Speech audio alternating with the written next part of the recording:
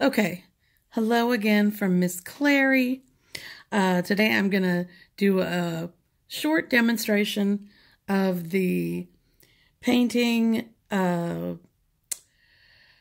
landscape showing atmospheric perspective by using tints of one color to create values that go from light to dark. So, I guess the first thing you need is the paint that you're going to make at home. If you have paint, then you're lucky and you can just use your paint. If you have some instant coffee, this is fabulous. Works great. It is what I am using. It doesn't have to be taster's choice. Any kind of instant coffee will work. If you have food coloring, wow, this is like perfection. You can put it in a little cup and then have a couple of cups and water it down to make your different values. Same thing with the coffee. I also found some soy sauce.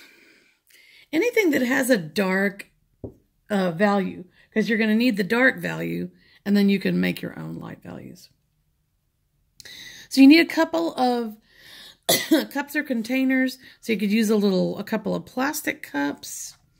You could just use a mug from your kitchen, any kind of mug.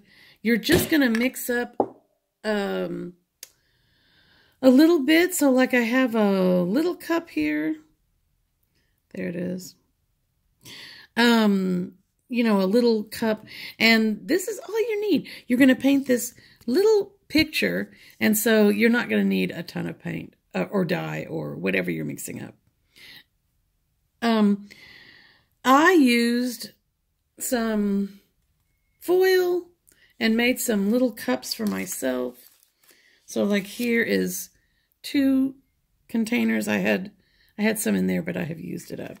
But see, there's just a little bit in there, and that's all you're going to need. So, oh, I forgot Kool-Aid. Kool-Aid also. Don't put the sugar with it.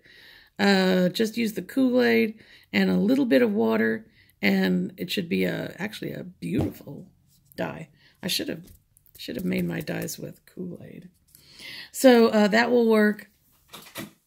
Hopefully, you've now thought of something.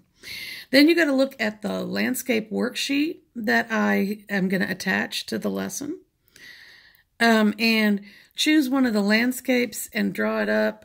So this was my favorite landscape. And it's very light. I know that it's a little bit hard to see. You can see the trees coming down here. Like here's a big tree. And there's a couple of trees over here. There's the mountain in the background. The rocks that make the foreground are here. And you can just see the trees in the background right there. And I've outlined some of the other values that you see in this foreground area. You got to make yourself a paintbrush. A Q-tip makes a fab paintbrush. If you have a little paintbrush, nothing could be more perfect.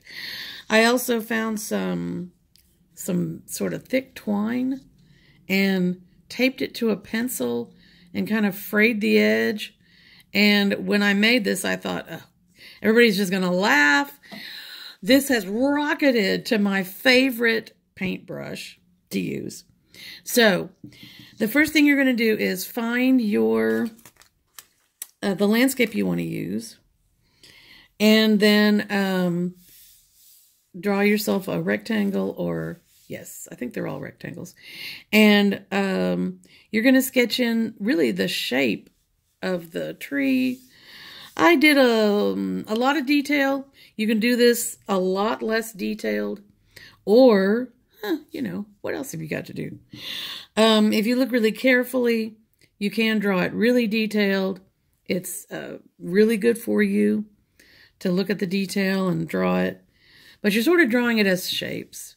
And you're doing the shape of each different value. Looking at it will help a lot. So call up the 2020 landscape example worksheet and look through there. There are some ones that are more simple than this. I just really liked this one. So here it is. Like I said, it's very light, but you want it to be light because you want to put in the values and not have dark outlines from your drawing.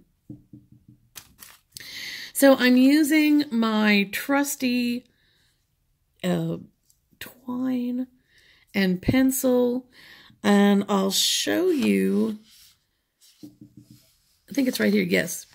Because look at the cool shapes that it makes right here. This one is more of an example of the Q-tip. It makes a lot more of a non-intricate area and line, which is fine, This one, I just was able to get some really cool shapes and edges of shapes. I liked it a lot. This is actually a little path. And actually, I've noticed now it goes up here. But to start, you're going to use your lightest value. So I have mixed up a light value, and I'm actually going to do this part with the Q-tip. So there's the Q-tip dunked into the lightest value of the coffee. You mix up the darkest value, and then you just add water to get the other two light values. So with this light value, I'm just going to put the values on there. Everything is basically going to be the light value.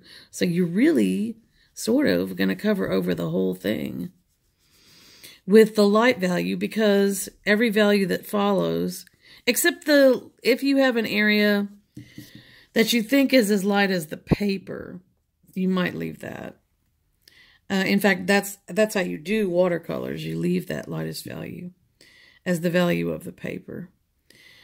It's nice if you don't put too much water on here. I know that lots of you just have, you know, notebook paper to work on and draw on and paint on. So don't soak it with the dye water. And if you let it dry in between coats, that's critical. So like I kept thinking I was going to make this video and then realized that I needed to let my painting dry. So then I couldn't do it. So I'm going down here now. In fact, I need a little more.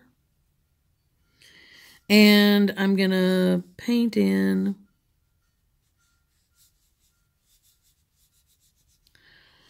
the different parts, hoping that each part is drawing a little bit in between.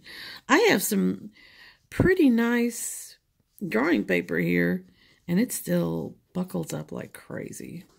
So it's not watercolor paper. But what are you going to do? So like it's really light over here. I just let the Q-tip run out of paint. Then you're just putting a really light layer of paint over there.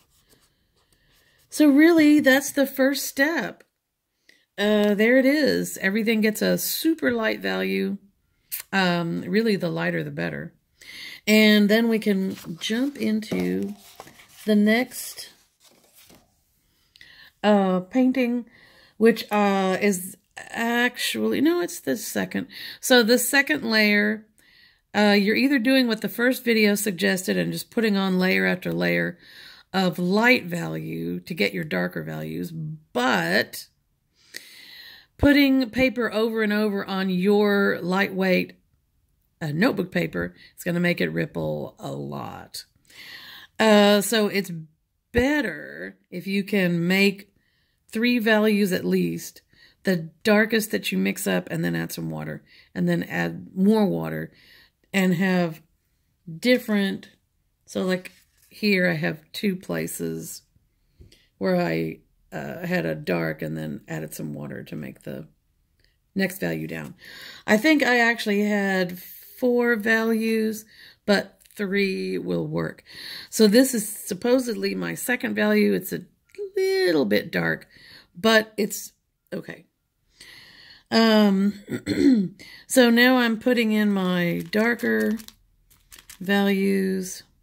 I'm going to use my trusty pencil brush. So I'm painting with the pencil brush, just like I have asked you to do. And it's very helpful if you look at your landscape while you're doing this, but like I don't have it in front of me because there's just no way to make the video and have this, because I can't print it out because I'm at home.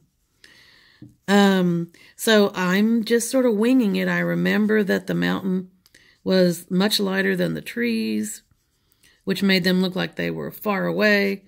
So I'm just putting them in lightly. There's a path right here that I'm going to try to bring up a little later.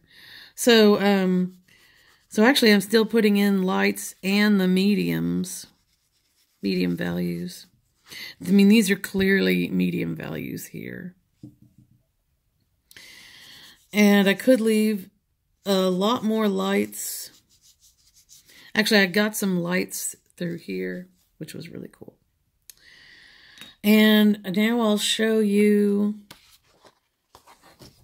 probably the last one. I made some mistakes. I'd like to do it again. I actually would like to do it again because I was crazy about these. This is painting. This is the difference between drawing and painting. You put in your values.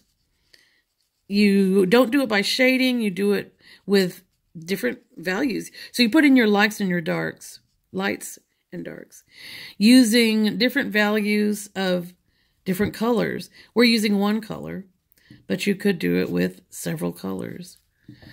So I'm putting in a little bit of final touches, which usually is a mistake. Usually that first time you go through and do it, that's the right, it's correct. So if you like painting, if you've always thought, how I wish I could paint, do these, ignore the next upcoming assignments and just keep doing these. Pick a different one or do the same one over and over. I would love to see you practicing this. If you can get a hold of a paintbrush, wow. If not, I'm loving this homemade paintbrush. So give it a try. And please post your results so that I can see what you're working on. Thanks a lot. Good luck. Hope you're staying safe. Bye.